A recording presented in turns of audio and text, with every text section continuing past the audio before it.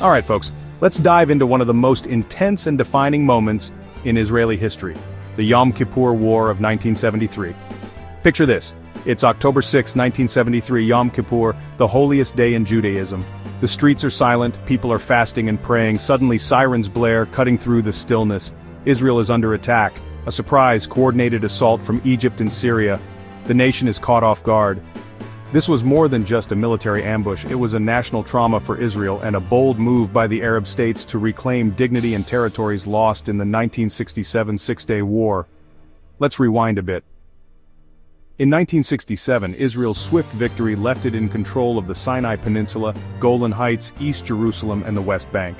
These territories were seen as both strategic assets and historical birthrights. Fast forward to the early 70s. Anwar Sadat rises to power in Egypt and initially seeks peaceful solutions. But Israel, under Prime Minister Golda Meir, believes Egypt wouldn't dare go to war. This miscalculation would prove fatal. October 6, 1973. Despite last-minute warnings, Israeli intelligence maintains that war is unlikely. Yet, Meir orders a partial reserve mobilization just hours before the attack. Then it happens.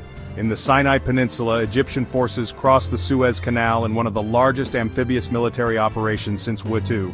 In the Golan Heights, Syrian forces storm Israeli positions with tanks and artillery. Fierce battles erupt. Israel is unprepared. The myth of Israeli invincibility is shattered. By October 17th, the tide begins to turn. Israeli forces, bolstered by U.S. support, launch a counteroffensive. General Ariel Sharon leads a daring crossing of the Suez Canal, encircling the Egyptian Third Army. In the north, Israeli forces push Syrians back beyond the Golan Heights.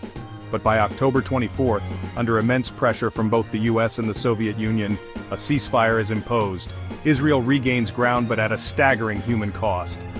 The numbers are harrowing: 2,222 Israeli soldiers killed, thousands more wounded. 15,000 Egyptian soldiers dead, over 4,000 Syrian soldiers killed. It was one of the deadliest wars in Israeli history.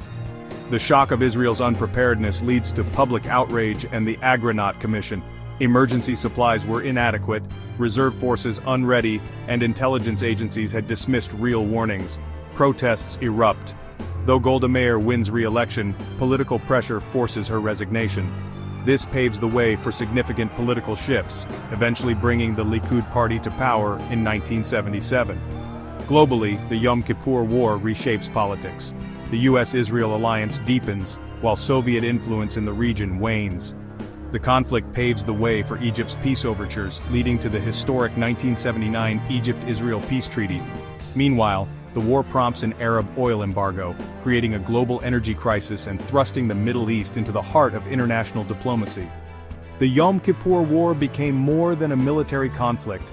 It marked the end of Israeli euphoria after 1967, a shift from blind confidence to painful humility. It sparked a national reckoning with leadership, preparedness, and vulnerability. So what does true security look like? Can military power alone ensure peace? What kind of leadership does a nation need? These are questions that linger long after the last shot was fired. If you want to dive deeper into the untold stories of Jewish and Israeli history, join our growing community.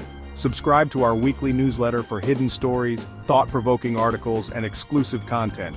Click the link in the description and never miss a story that shaped our people. Thanks for watching.